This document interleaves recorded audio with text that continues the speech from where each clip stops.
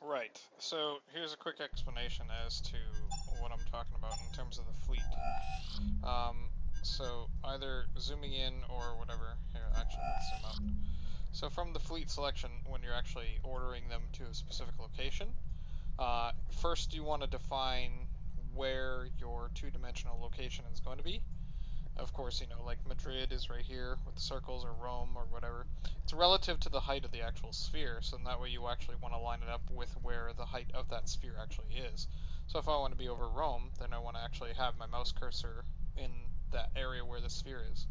So when I actually right click it, then right now I'm actually able to now define it for the height. So if I just move my mouse up and down, that is actually defining the height relative to the two-dimensional coordinate relative to the planet, right? So over top of Rome.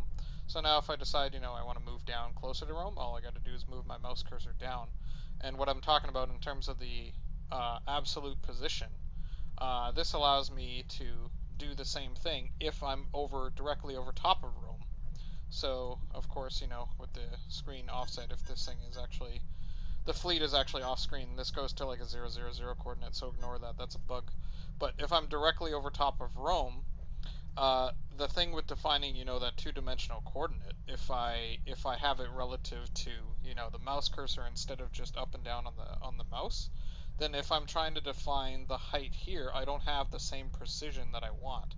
And I can tell that I'm actually moving the grid up and down. When I move up and down on the mouse, I see from the relative perspective, the actual circle itself is actually getting bigger and smaller. So I can define a height while still being directly over top of it, and then right click again, and that defines a new height. So you can see here I'm actually much higher than what I initially was. So I don't know. I think this is still much more intuitive than what you're talking about. So I'll just leave it at that for now, and we'll play with it, and we'll see what the community thinks as well when we look at launching this out for the demo.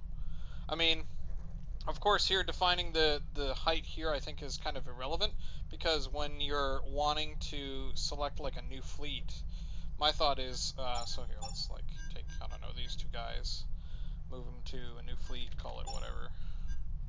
When I select these guys, I was thinking of having the grid be defined to relative to that fleet instead, right?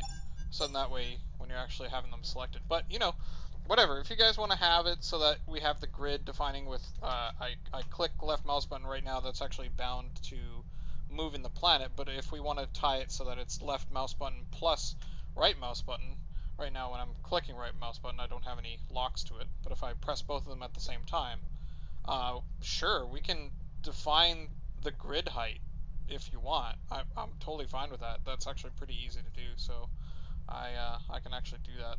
And then when you let go of it, ignoring what I just did on screen, that will redefine the grid height, and then when you release the buttons, then it will allow for check-in to see what you're pressing next. That's it.